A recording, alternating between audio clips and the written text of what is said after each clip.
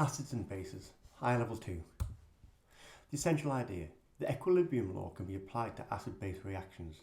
Numerical problems can be simplified by making assumptions about the relative concentrations of the species involved. The use of logarithms is also significant here. Nature of science. Obtaining evidence for scientific theories. Application of the equilibrium law allows strengths of acids and bases to be determined and related to their molecular structure. The water equilibrium exists in any solution that contains water.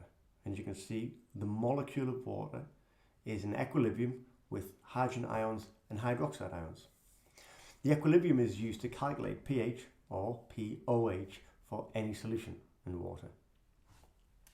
The dissociation constant of water, Kw, is the multiplication or the product of the concentration of hydrogen ions and the concentration of hydroxide ions. And it always equals 1 times 10 to the minus 14 at 25 degrees Celsius.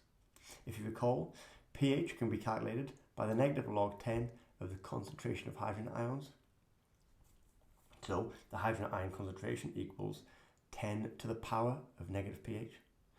And the pOH equals the negative logarithm to 10 of the concentration of hydroxide ions. And so the concentration of hydroxide ions equals 10 to the power of minus pOH. pH plus pOH at 25 degrees Celsius is 14. In neutral solutions, say in distilled water, the concentration of hydrogen ions equals the concentration of hydroxide ions. Let's show that the pH of distilled water is 7 at 25 degrees Celsius using those formula that we just looked at. Let's let the concentration of hydrogen ions equal X. And so the concentration of hydroxide ions must also equal X. The dissociation constant of water, as we know, equals 1.0 times 10 to the minus 14, and X for concentration of hydrogen ions and X for the concentration of hydroxide ions multiplied together gives us X squared. And so some simple maths will tell us that X will equal 1 times 10 to the minus 7. We can then use our other formula. The pH is the negative log 10 of the concentration of hydrogen ions. Plug in that, we know it's 1 times 10 to the minus 7, and we get the pH equals 7 for distilled water. I just need to turn this fan on 1 minute. Be quick. Okay. What is the pH of water at 10 degrees Celsius? At 10 degrees Celsius, the value of Kw, the dissociation constant, is 3 times 10 to the minus 15. Let's see if it's different. So H plus again, we'll let be X. And OH minus, concentration of OH minus, also X.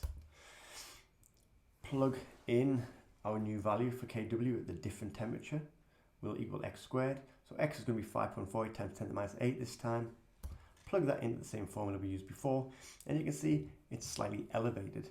So it's slightly more alkaline at this at the lower temperature. How does the water equilibrium change in acidic and basic solutions?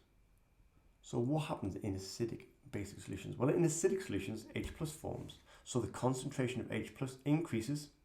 So relatively, the concentration of OH minus must decrease. So you can see here, when you've added H plus, you get a higher concentration of H plus and a lower concentration of OH minus. Conversely, in basic solutions, OH minus forms, and so you've got a higher concentration of OH minus of the hydroxide ion and less concentration of H plus. In all cases, the concentration of hydrogen ions multiplied by the concentration of hydroxide ions equals the dissociation constant, which is 1 times 10 to the minus 14 at 25 degrees. Okay, let's look at strong acid solutions. Strong acids dissociate. I'd have to ignore that bell. Strong acids dissociate completely. The hydrogen ions is found from the acid. Let's calculate the pH, pOH, and concentration of OH minus ions of a 0.05 moles per decimeter cubed solution of HCl. So we're going to use a single arrow because we know it's fully dissociating. We know if it's fully dissociated, the initial concentration of HCl is going to equal the concentration of H plus because it's fully dissociated, and you can see it's 1 to 1. So the concentration of this will equal the concentration of this. So we've got the concentration of H plus. We can use our pH minus log to the 10 to get a pH of 1.5.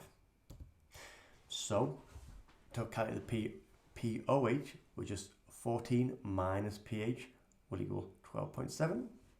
And finally, we can use our water dissociation constant.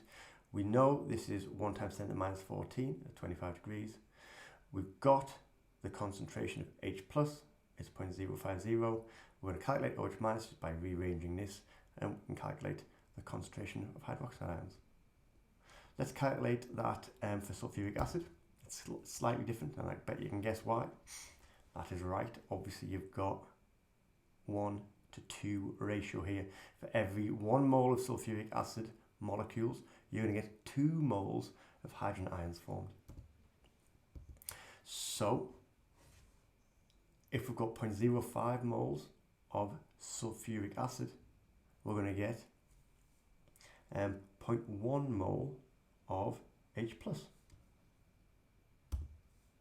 Then we can use our pH minus 10 logarithm equation, plug in the concentration of the hydrogen ions to find the pH, take that away from 14 to find the pOH, and then use our dissociation constant to plug in the values that we know. We know this is 1 times 10 to the minus 14, and we've got the concentration of H plus, so we can calculate the concentration of the hydroxide ions. Let's have a look at base solutions. Strong bases dissociate completely. The OH minus is found from the base. So let's calculate the pH, the pOH, and the concentration of hydrogen ions of a 0.0025 moles per decimeter cubed solution of sodium hydroxide.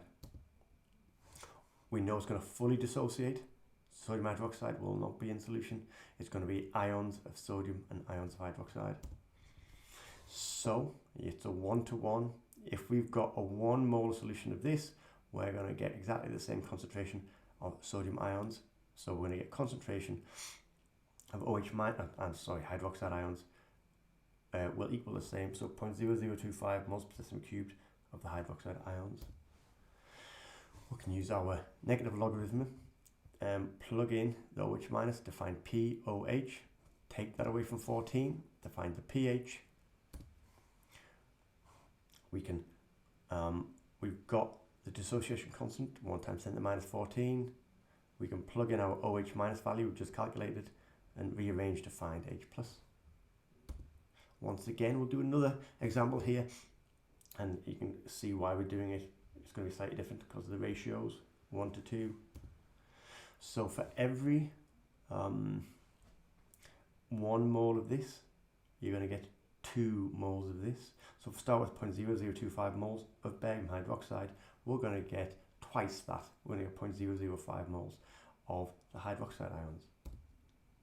We can use our negative logarithm 10, put in the concentration of OH minus ions to get the pOH, take that away from 14 to get the pH, use our dissociation constant at 25 degrees to calculate the concentration of hydrogen ions. Okay, let's look at dissociation constants for weak acids and bases. Remember, in weak acids only partially dissociate and they establish an equilibrium system. So the molecule here only partially dissociates. It has a higher concentration at equilibrium than the ions. And these got a low concentration at equilibrium. So the acid dissociation constant is going to be very small because the concentration of HA is going to be greater than the concentration of the ions. So the weaker the acid, the lower the Ka value. Conversely, weak bases partially dissociate and establish an equilibrium system. Again, you're going to get a higher concentration of the base at equilibrium than you are of the ions. You have a low concentration of those ions. It is not dissociating very quickly. It the seesaw, if you will, is over this side. We're going to have more water and more base in solution than we are having these ions. So that the base dissociation constant is going to be very small because the concentration of the reactant is higher than the concentration of the products. The weaker the base, the lower the dissociation constant. Here's a few dissociation constants for weak acids. You can see they're all very small. Amongst the acids there, the strongest acid amongst here is the methanoic acid. And the strongest base out of this lot is going to be the methylamine. Let's do some examples now, some questions, trying to help our understanding. Example 1. Let's calculate the pH, pOH and concentration of hydroxide ions of a 0.04 mole per decimeter cube solution of ethanoic acid. We've got its pKa of 4.76. pKa is just the negative log of the acid dissociation constant, and you can find table 21.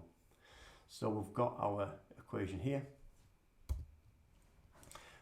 We've got pKa is 4.76, so Ka is 10 to the power of minus 4.76, so we can calculate the acid dissociation constant at 1.8 times 10 to the minus 5.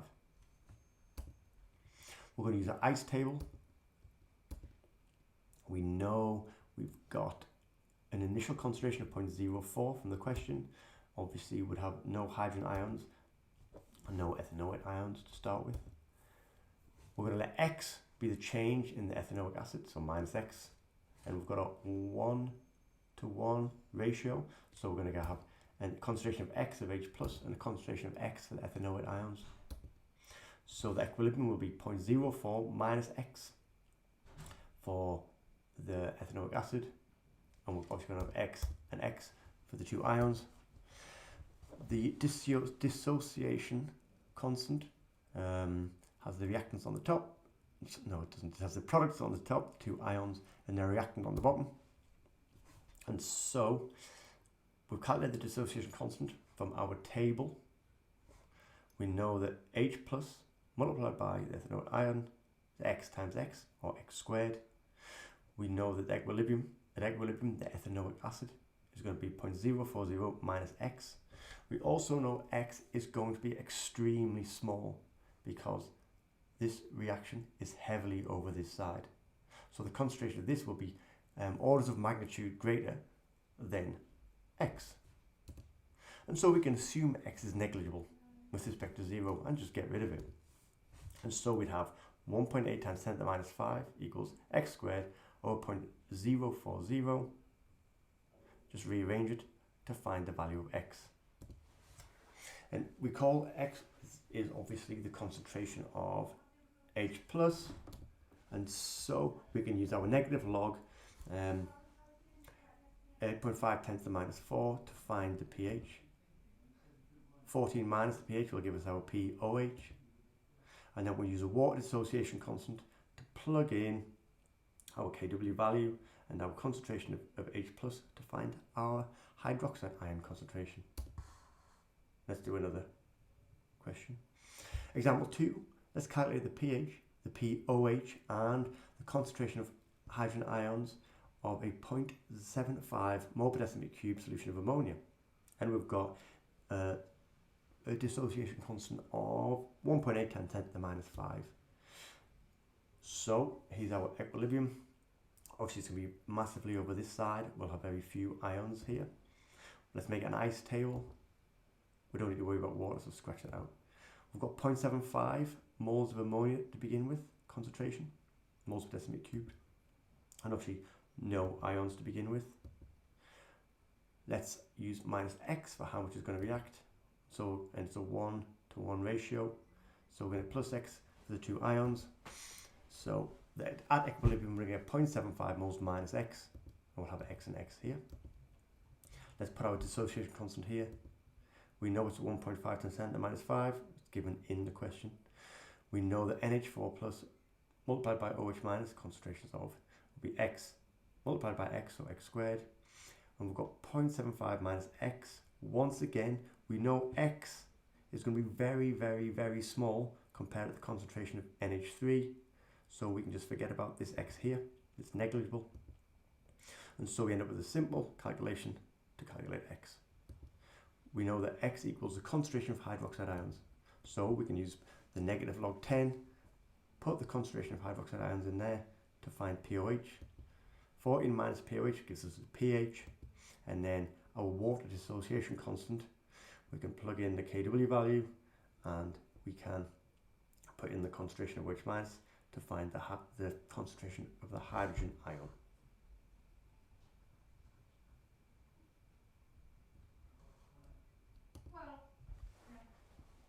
Okay, example 3. We've got 0.025 moles per decimeter cubed of solution of an unknown acid, HA. It has a pH of 3.3. We're going to calculate the value of the dissociation constant. We'll use the ice table, and we know we've got 0.025 moles of HA to begin with, and we know we'll have no ions in solution. We've got a pH value, and so we can use the concentration of hydrogen ions equals 10 to the minus pH. We know pH is 3.3, so we can calculate the concentration of the hydrogen ions and put it in. So we know there's a change of the same value because it's gone from 0. We know the change will be the same because these will be equal. And we know it's a 1-to-1 ratio from the molecule to the ion. And so if you're gaining this amount, you're losing this amount. So we know how much of this we'll have at equilibrium. We can now use our acid dissociation constant over here, put in our values. We've got the concentration of the two ions, we've got the concentration of the acid, do the math to get the answer. Okay, percentage ionization is quite straightforward.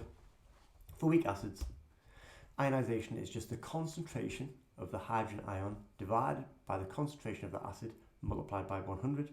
For weak bases, it's the concentration of the hydroxide ion divided by the concentration of the base multiplied by 100. Let's do a quick question on this. We're going to calculate the percentage ionization of ethanoic acid in example 1 on slide 11. If you recall, this is the equation, and we had a concentration of the hydrogen ions was 8.5 times 10 to the minus 4. The concentration of the ethanoic acid was 0.04, and so you just quick math to get a percent of 2.1%. So it's a very small percent is dissociating. And do take note that weak acids typically have less than 5% ionization. Okay, pKa values and pKb values. You can see these in table 21 of the data booklet. pKa is just the negative log 10 of the acid dissociation constant, and obviously then that means that the acid dissociation constant equals 10 to the minus pKa. The pKb is the minus log 10 of the base dissociation constant. So conversely, the base dissociation constant equals 10 to the minus pKb.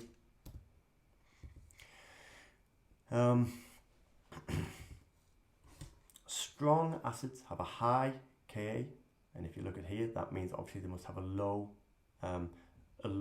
pKa. Weak acids have a low Ka, which means, just from the equation, they must have a high pKa. For equimolar solutions of weak acids, the acid with the higher pKa will have the higher pH. For bases, stronger base has a high Kb, as we know, and which means it's going to have a low pKb, and weaker bases have a low Kb, which means they're going to have a high pKb. And for equimolar solutions of weak bases, the base with the higher pKb will have the higher pOH, lower pH. pKa and pKb values. Aniline is an organic base used in the preparation of many dyes. It has a base dissociation constant of 4.1 times 10 to the minus 10, very small. Pyridine is an organic base used in the preparation of many pharmaceuticals. It has a pKb value of 8.82. We're going to calculate the pKb for aniline, first of all. So the minus log 10 of the Kb value will give us that. So pKb equals 9.4. Now we can calculate the base dissociation constant for pyridine. We know the base dissociation constant is 10 to the minus pKb. So plug in the pKb value from the question to give us 1.51 times 10 to the minus 9. If you have an equimolar solution of both bases, which one would have the lower pH? Well, remember we're dealing with a base here, and we're looking at pHs. So the higher the pKb, the weaker the base, therefore the pH will be lower. And aniline has a lower pH because it is the weaker base. It's got a higher pKb, 9.4 compared to 8.82. Aniline has a ring structure made of carbon atoms. Pyridine has a heterocyclic ring. It's got nitrogen in there as well. Look, you can see nitrogen there. So there's two types of atoms in the ring. We've got the two structures here, which I've already drawn for you. I'd like you to have a think, what are the hybridization of the carbon atoms and the nitrogen atoms in each one? Let's pause and have a go. Aniline has carbon atoms which are sp2 hybridized and nitrogen which is sp3 hybridized. So the carbon here has 1, 2, 3 electron domains, and so it is sp2 hybridized. 1, 2, 3. Nitrogen here, you can't see it, but it's got those lone pairs, so it's got 1, 2, 3, 4, and so it must be sp3 hybridized. Pyridine, the carbon has 1, 2, 3 electron domains, so it must be sp2, and the nitrogen, let's just stick its lone pair in again, 1, 2, 3 electron domains, so it must be sp2 hybridized. There's a nice summary table. It looks a bit chaotic, but it's extremely useful. For strong acids, they have a high Ka, low pKa, high concentration of hydrogen ions, and a low pH value. Conversely, as they get weaker, you've got low Ka, high pKa, low concentration of H+, and high pHs. And if we're just going to talk about strong bases, a strong base, which would be 14, you're going to have a high pOH, a low concentration of OH-, a high pKb, and a very low Kb. Some useful formulas to think back on. Do remember that Kw equals 1 times 10 to the minus 14. You can remember the 14 because it's the top number on your pH scales. For any solution at 298 K, the dissociation constant is just the concentration of hydrogen ions multiplied by the concentration of OH- ions. And so, given that information, you know that the pKw is just pH plus pOH, which is going to be 14. For weak acids, you've got an equilibrium that favours the acid rather than the ions. Your dissociation constant for the acid is the ions over the acid. And the pKa is just the negative log 10 for that dissociation constant. For bases, again, you've got the ions on the top there for your dissociation constant, and the base on the bottom. This value is always going to be greater than this for weak bases. And the pKb is a negative log 10 of the base dissociation constant. And for Bronsted-Lowry conjugate acid-base systems, dissociation constant of water equals the product of the acid dissociation constant and the base dissociation constant. And at 25 degrees, that's 1 times 10 to the minus 14.